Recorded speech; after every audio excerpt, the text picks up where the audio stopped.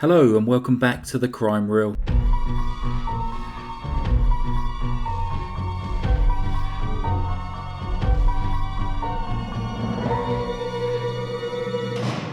For today's true crime narration, we shall be looking at a horrific mass shooting that occurred in Canada in the 1990s and the bizarre and lengthy court case that followed. Before we get started, I'm really excited to tell you about today's sponsor, Aura. Have you ever Googled yourself and was surprised to see your personal information displayed on one of those public listing sites? It's unbelievable what comes up. These are caused by data brokers that are making a fortune selling your information to robocallers, spammers, and others who want to learn more about you. Aura can identify data brokers exposing your info and submit opt-out requests on your behalf. The brokers are legally required to remove your information if you ask them to, but they make it super hard to do. But you can let Aura handle it for you. You can try Aura free for 2 weeks using my link, aura.com/crimereel. You also get access to the Aura app. It's really easy to set up so you don't have to download several different apps to get things such as parental controls, antivirus, VPN, password management, identity theft insurance, and more. You get everything at one affordable price. Let Aura do the hard work of keeping you safe online so you can focus on other tasks with peace of mind. At this moment, Aura is only available in the US. So remember, go to aura.com/crimereel to start your 2-week free trial. And now, on with the case. Valery Fabrikant was born on the 28th of January 1940 in Minsk, Belarus, which at that time was part of the Soviet Union. In 1979, Valery, together with a lady by the name of Maya, who would eventually go on to become his wife, emigrated to Canada, claiming to be political dissidents. However, it would later be discovered that this was not the case, and Valery had been dismissed from numerous jobs due to his disruptive behaviour. He was an incredibly intelligent man who was considered to be an expert in elasticity theory, and as such he soon landed a role as a research assistant at Concordia University in Montreal. He earned several promotions over the years, eventually becoming an associate professor of mechanical engineering, where he taught students and conducted independent research. Valery lived about 15 miles from the university in an apartment in Côte Saint-Luc with his wife and their 2 children, a son who was born in 1982 and a daughter in 1984. Over his years at the university, he began demonstrating increasingly disruptive behaviour, something that would be categorised by some students, staff and faculty members as ranging from undesirable through to intolerable. Valery established a reputation of being a difficult, argumentative and unpredictable individual, and one who seemed to set no limits on his own behaviour. And it would seem that the university failed to fully address this behaviour. As time went by, his harassment of students and colleagues only increased. By the early 1990s, Valery accused the university of tolerating the practice of academics being listed as co-authors on papers to which they had not contributed. In late 1991, he threatened a colleague, Rose Shinin. Rose spoke to her therapist about Valery's behaviour. The therapist believed that he was not dangerous and simply craved attention. Valery told another colleague that he knew where to find his children, and dozens of colleagues received nasty, whispered phone calls. By the spring of 1992, he had contacted the media with evidence of a big scandal, claiming that professors had taken credit for and profited from the work of students. He attempted to collect information to blackmail officials into promoting him, threatened officials and colleagues, and blamed others for all of his problems. He blamed his peers for him being denied tenure and for trying to get him fired from his job. He went to court to try to have the names of several colleagues removed from research papers that he had written in the 1980s, and uploaded hundreds of pages of allegations onto the intra-university computer network. All of his claims were at some point proved to be untrue. Stephen Scheinberg, the chairman of the committee that heard Valery's grievances, would later say that everyone was aware of the man's severe psychological problems and everyone speculated whether it could cross the road to violence. All of us practiced denial, trying to believe it would not.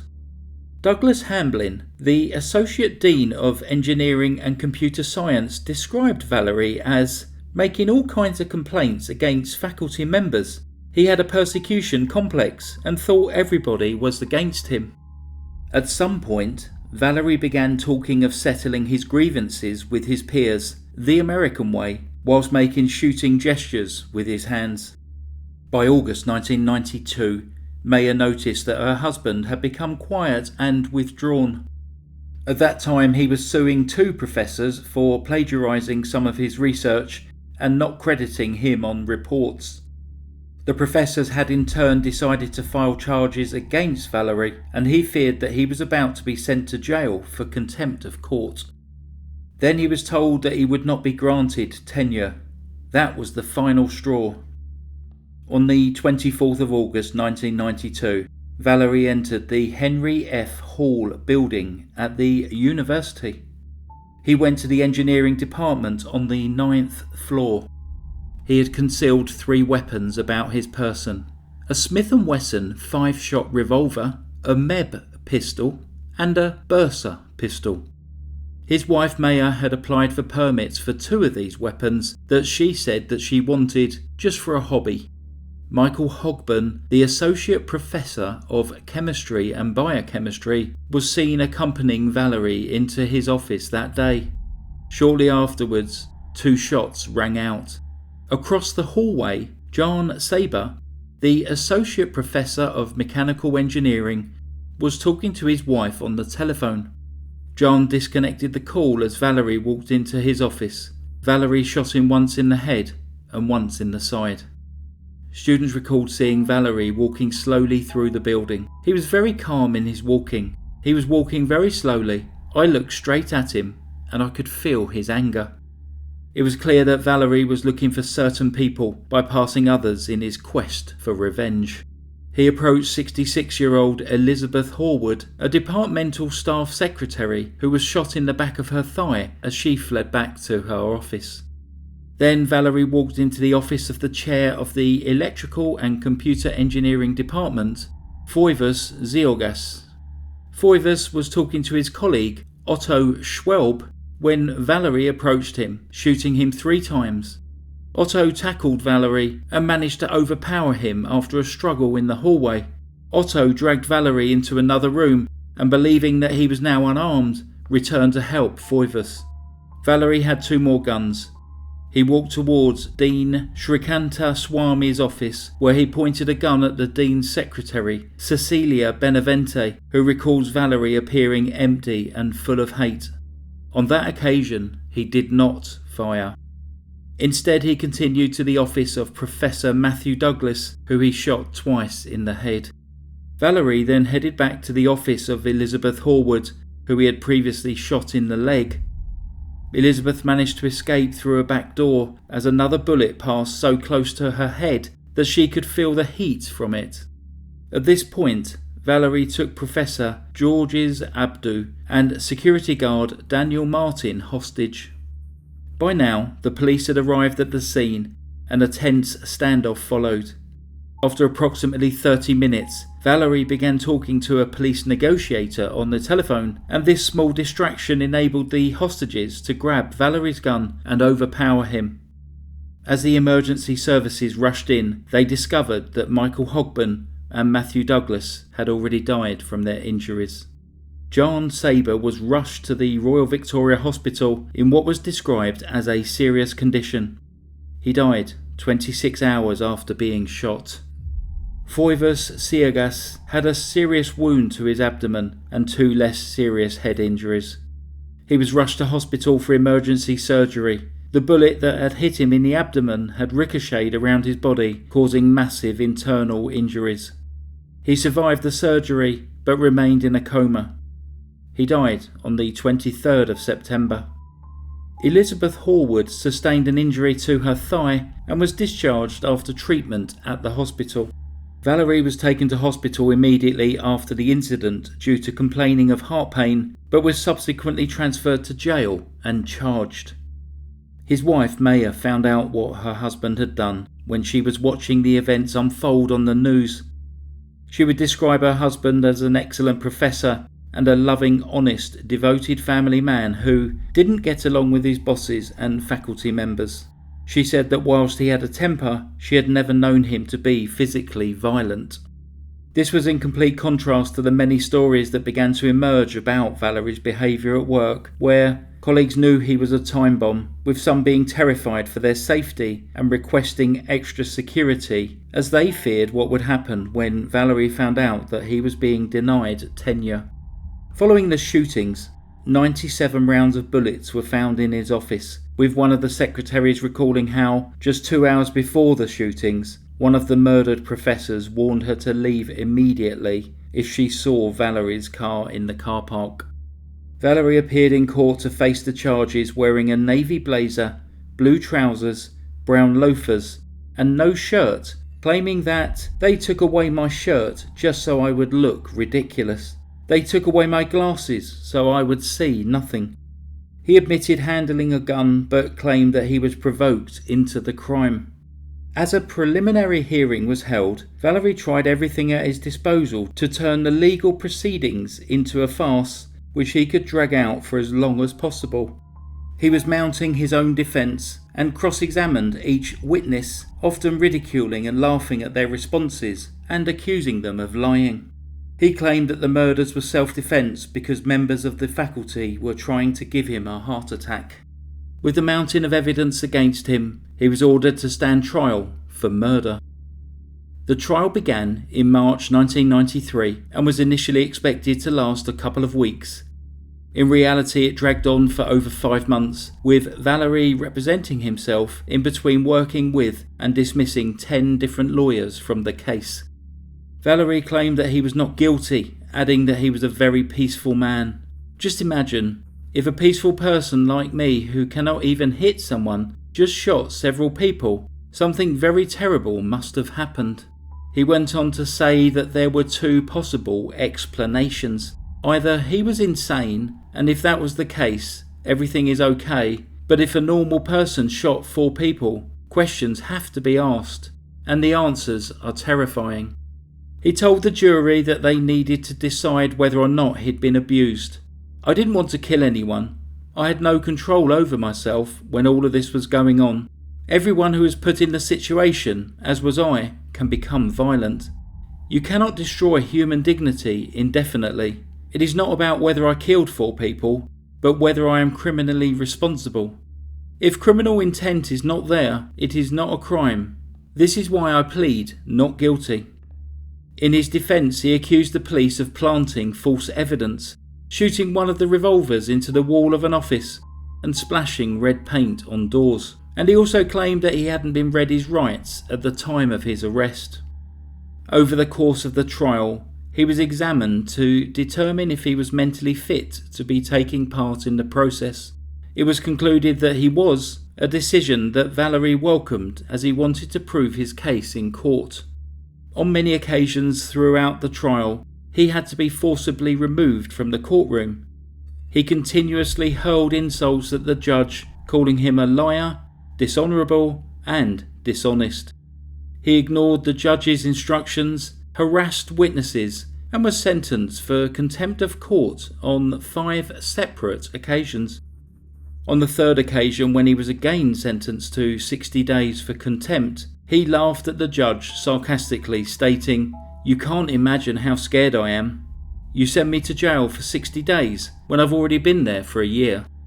As the court case continued, Valery claimed that the university had blood on their hands for not supporting him and attempted to undermine the credibility of expert witnesses by insulting their knowledge and intelligence. At one point, Valery asked for a show of hands from the jury as to who thought he was guilty. Superior Court Justice Fraser Martin blurted out, "No, "Don't do that," before the jury members could respond.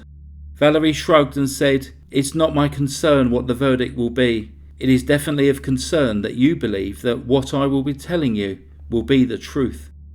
As the trial dragged on, frustration and anger increased as he appeared to be making a farce of the legal system. On the 30th of July 1993, the judge cut off his defence, stating that he was making it impossible to continue with the trial. As such, Valery would not be able to take the stand as part of his defence, but, in his role as his own lawyer, would be allowed to make a final summation to the jury before they began their deliberations. In this final argument, he spoke in a calm and systematic manner, where he again painted himself as a victim of the administration. He compared himself to a battered woman who shoots her husband out of fear. He asked for the jury not to give a verdict, as the judge had cut off his defence, and, if he had been allowed to present it in its entirety, the evidence would have shown that he had acted the same as any normal person would in that situation. On the fourth day of his final argument, he was once again removed from the court. The prosecution's final argument lasted just 30 minutes. On the 11th of August 1993, Valery was found guilty of murdering Michael, John, Foivus and Matthew, and the attempted murder of Elizabeth, as well as forcibly confining the 2 hostages. He was sentenced to life in prison. His wife, who had stood by her husband throughout the trial and had sporadically been present in the courtroom, did not comment after the verdict was given. Valery maintained that he was the innocent victim of a conspiracy between the university, police and the court. He continued to fight his legal battles from prison, and in the year 2000, the Quebec Superior Court declared him a vexatious litigant, which is someone who brings legal action purely to harass or subdue an adversary. Valery tried unsuccessfully to clear this status in 2007. He was denied parole in 2015 and again in 2020. He is now 83 years old and remains in prison at the Archambault Institution in Quebec. During his time there, he has continued his scientific research and has published over 60 scientific papers whilst incarcerated. The case stimulated extensive research and debate about gun control in Canada. With the level of Valery's unacceptable behaviour being laid bare at his trial, and analysis after the shooting concluding that Valery often displayed classical behavioural warning signs indicating potential violence. This also led to significant changes as to how universities should deal with difficult employees before moving forward. That concludes today's case. Please remember to click like, and if you're new to the channel, please subscribe and add any comments down below. Thanks very much for listening to The Crime Reel. Stay safe. Goodbye. Psst. Thank you to José Marchand for suggesting today's story way back at the end of 2020, and apologies for taking so long to get around to it. Goodbye.